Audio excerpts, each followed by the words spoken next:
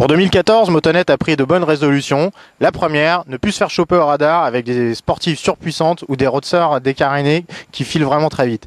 On a donc choisi de se mettre au custom avec la nouvelle Yamaha XV 950R, plus communément appelée Bolt de l'autre côté de l'Atlantique, qu'on a opposée à la référence du marché custom, la 883 Sportster Iron.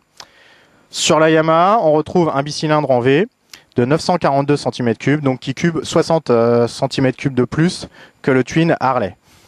Cette différence de cylindrée lui permet de sortir un petit peu plus de couple, précisément 9,5 Nm de couple, ce qui lui permet justement d'être plus dynamique. Ça se ressent à la conduite, les reprises sont plus musclées, elle prend facilement l'ascendant, on va dire, sur la Harley.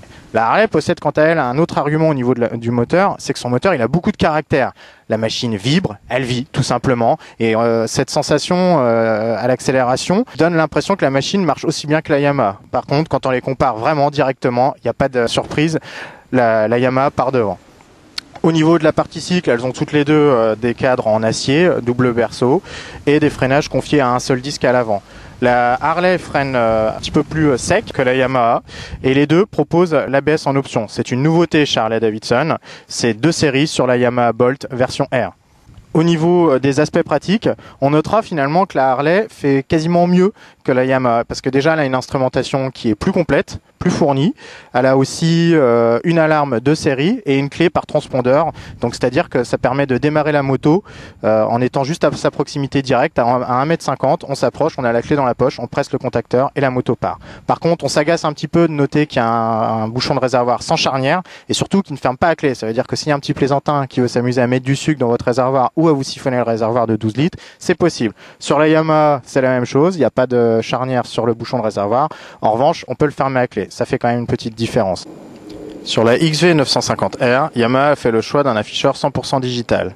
En revanche, il est assez pauvre en informations, puisque du commodo droit, on peut faire défiler soit l'odomètre, 2 tripes ou une horloge. La lisibilité est moyenne, surtout avec le reflet créé par le soleil. Sur le Sportster Iron, on trouve une instrumentation avec la vitesse indiquée par une aiguille et un petit écran LCD sur lequel s'affichent de multiples informations. Ces informations, on peut les faire défiler grâce à une commande placée sur le commodo gauche, ce qui permet donc d'afficher un odomètre, 2 tripes, l'heure ou le rapport engagé et les tours minutes.